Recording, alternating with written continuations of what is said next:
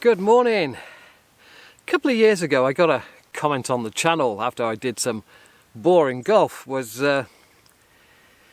golf is only fun if you're hitting your driver as hard as you can on every hole, even if you lose 3 balls. Well, that is a legitimate opinion if that's how that gentleman gets his enjoyment out of golf, is smashing the driver as far as he can. That's fine, that's his game, not mine. But I think we can do a bit better. Do you think this 59-year-old short arse medium hitter can do better than just smashing his driver as far as he can? Right then, off we go, breaking 80 Parkland style. And I've never been over there before. Now we're playing winter rules at the moment, so it's winter rules in the fairway, and as you can see how soft this is, it's actually winter rules through the green, which basically means everywhere. Just a wedge over the top of the trees, there's absolutely no point in being aggressive. You know, if you hit a poor opening drive, you're on for a bogey, so why attempt to force a par? If you try and force a par, then it's more than likely that you'll end up with a double bogey. Yeah, so after 2 months of rain, this golf course is incredibly soft. The greens have been sort of sliced open to try and help with the drainage, and they're very soft. In fact, my ball plugged virtually on every green round here today. You can even see my footprints there, that's how wet it is. And of course they're a bit slow and they're a bit bumpy because there's 100 people who've played before me and there's 100 sets of footprints on the greens. So scoring is going to be a real issue today. So after an opening bogey, we're not going to chase the score, are we? We're going to be sensible, so it's out with a 3-wood. And I've dragged that one left. It clips a tree, takes some yards off me, and now I'm going to do something incredibly stupid. You see, nobody's immune from stupidity. I'm trying to chase a score, and when you try and chase scores, well, that's when it all goes wrong. So sometimes I'll say it that you shouldn't chase scores, and what you're watching is somebody trying to chase a score. This should have been quick down there, and well, it just wasn't. Didn't bend down much there. The old knee is still giving me trouble, certainly at the time of filming. It's not giving me any trouble right now. But this is what happens when you try and chase a score. It finishes with a double bogey, and I'm 3 over after 2. Oh dear. And I've still got the hard holes to come. The main thing to do with a poor start is not try and chase a score. Basically stick to your routine. Trust yourself that you're going to make some pars. You're going to play some good holes today. And if you're sensible, you'll actually catch up with your score, so to speak. You'll make some pars, and then you'll find that you're back on track. A bit like this.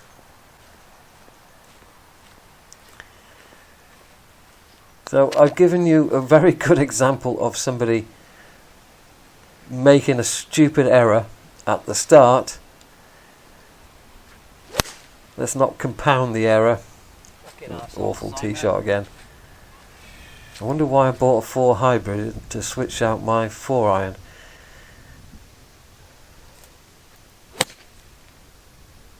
But if you can play sensibly after a poor start, then as I say, you can catch up. You are behind the 8 ball, but some reasonable play means you'll get back on track to whatever your scoring target might be that day. Thank goodness for that. We got 2 pars on the board. Now this par 3 that I always struggle with, 4-iron. Now in the 4 hybrid video, I wanted my 4 hybrid to do just about reach, or be a yard or 2 short, and that's exactly where my 4-iron finished up. Oh God. Yeah, I'm really struggling here with the pace of the greens. They're so soft, I'm not getting the bounce and the rollout that I normally would, so thank goodness that putt stayed straight. So breaking 80 really is about an attitude as much as the actual physical act of swinging a golf club. It's accepting your mistakes and putting them aside and moving on. You know, today's pros often get criticised for being blank-faced, unemotional, but that's how they continue to carry on and bogey and play good golf, is they do not get emotional. They put aside the bad shot, the bad hole, the double bogey. They go to the next hole and they're making pars and birdies as if the double bogey never existed. That's something that we as amateur golfers are not very good at, is putting aside the bad hole, forgetting about it, and then playing the next hole correctly.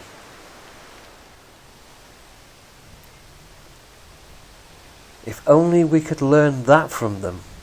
We certainly can't learn their golf swing, but we could learn their mental attitude to a bad hole, and that would help us no end in achieving our target, whatever our target might be. Now the wind today is all over the place. I've hit a good one here, and well, it's the shortest drive I've ever hit on this hole, I think.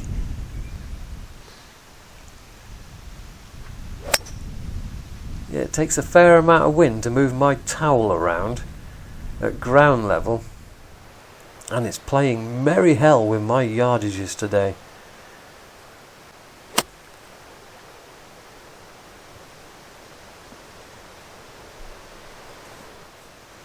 The hard part now is I've into the hard part of the golf course, so my bad start is just going to be compounded in these long, difficult holes, especially with this wind, especially with the way the greens are after all the wet weather. It's very difficult to make a score.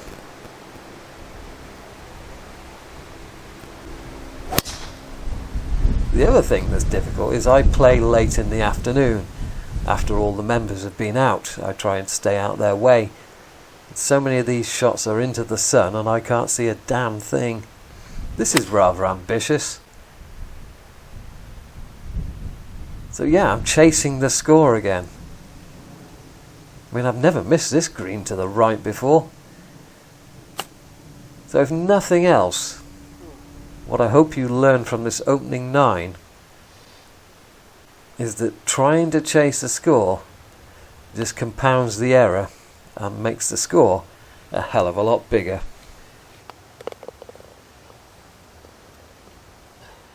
Halfway, I think I'm 7 over. It's funny, when I'm playing well and I get to this point, I don't know if I'm 2 over, 3 over, 4 over, I'm not exactly sure. It's one of those, but I don't know which one. When I'm playing badly, I know every single miserable bogey. Isn't that life? Now I hit 100 balls this morning because I'm practicing, I'm trying to make changes, trying to get these hips to wake up a bit so I can get a bit more speed through the ball. Went and had my lunch, sat down. When I got up to go to the first tee and play, it was like, oh my God, I've stiffened up. See, I used to be able to do that. Go and practice and then go play 18. I don't think I'm that young anymore, do you? So if I'm breaking 80, and I'm 7 over, I got 2 shots left.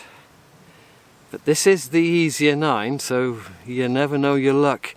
But I'm not holding any putts. I'm not holding the par putts. I'm not holding the birdie putts.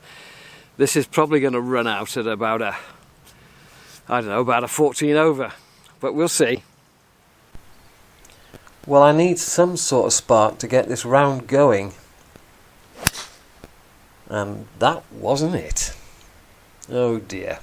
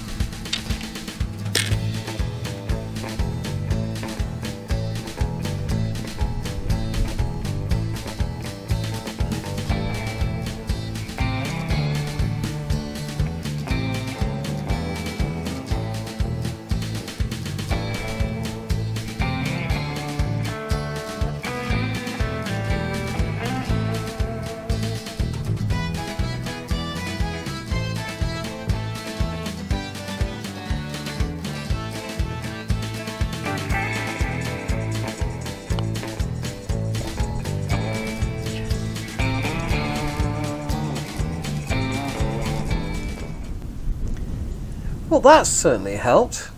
Number 11 back into the breeze. It's a bit more than a breeze. I think this is the shortest drive I've ever hit, having a 4-iron into this green. I'm aiming a little left because downhill shots tend to squirt right, and I pulled it a bit into the bargain, but that is one hell of a good 4-iron. Makes you wonder why I bought a 4 hybrid. Now it's just a matter of getting it up and down, which is quite simple from here. Just a little past, which gives me just a little uphiller. We're back in business. We've actually got some shot spare now in breaking 80. Standard 3 hybrid.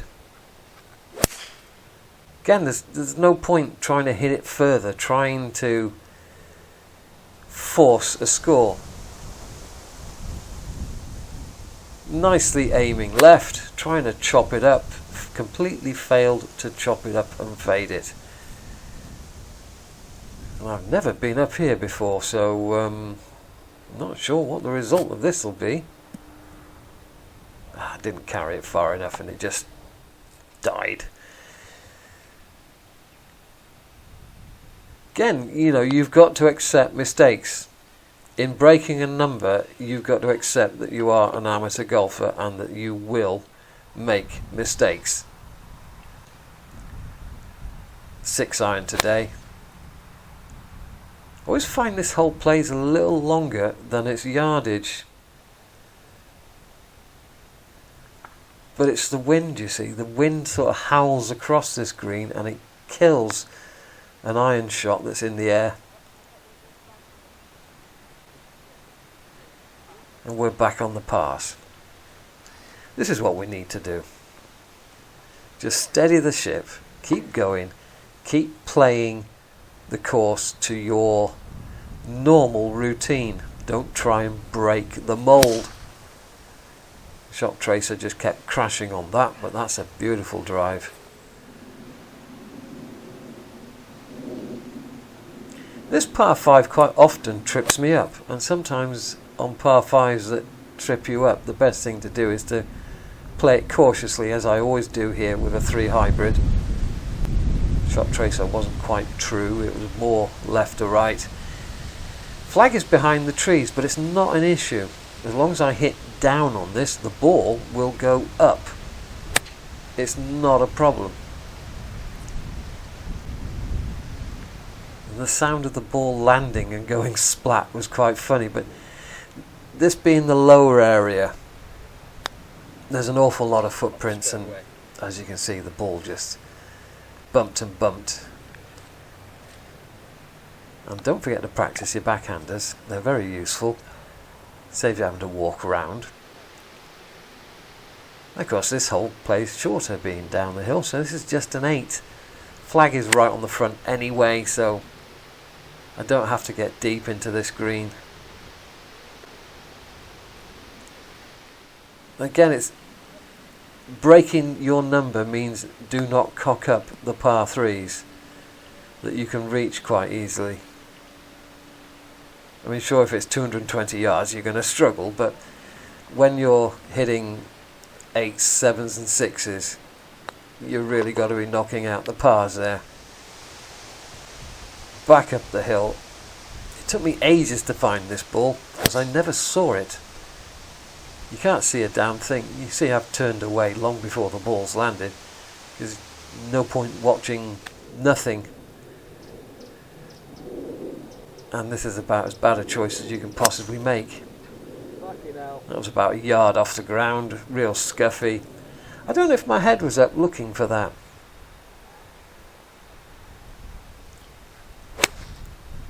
And this is the combination of uphill, an uphill lie, and wind in your face, and I've misclubbed. Misclubbed quite badly, in fact. But this is where the short game comes in. Without the short game, you don't stand a chance of breaking whatever target that you are after. Me, I'm trying to break 80. You may be trying to break 90 or beat your best ever 84 and get an 83. Whatever it is, you're going to need a short game for it.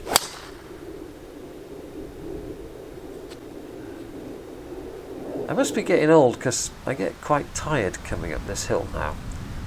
It's can be hard work at times, especially carrying a camera.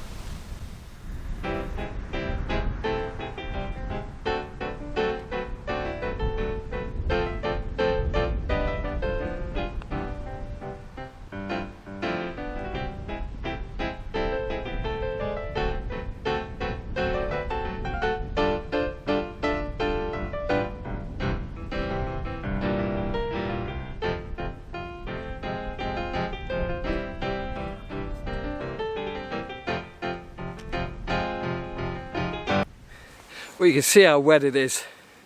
In the summer, that would either have gone in, or it would have continued down the slope 4 or 5 feet, or even 20 feet. Anyway, today's ball count, we have a Wilson, a Tour Edition, a Srixon, 2 Callaways and 2 TaylorMades. But I think the winner of the idiot with a golf club today is me, although I think I'm actually on track to break 80 with this god-awful golf swing. And I haven't lost anything, that's the stupid thing. Almost lost this one. I can't hit it hard enough to lose it. So tomorrow I'm not coming out in the wind, especially with these greens. I can't make a score on these greens anyway. And then midweek I will go and see about a sports massage and see if I can get some of the stiffness out of this back. I think a par, actually I think a bogey is good enough to break 80. Cheerio. Almost forgot.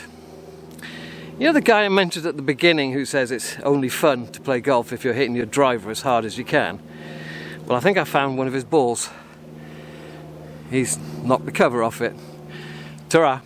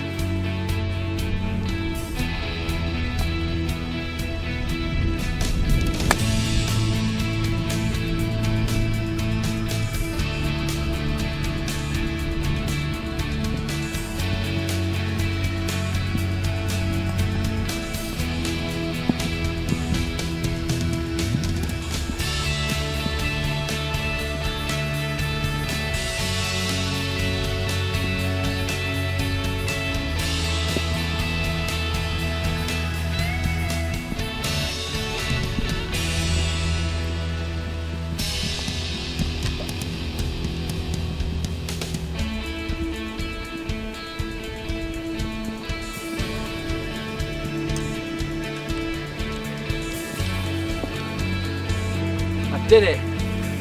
Now it's raining.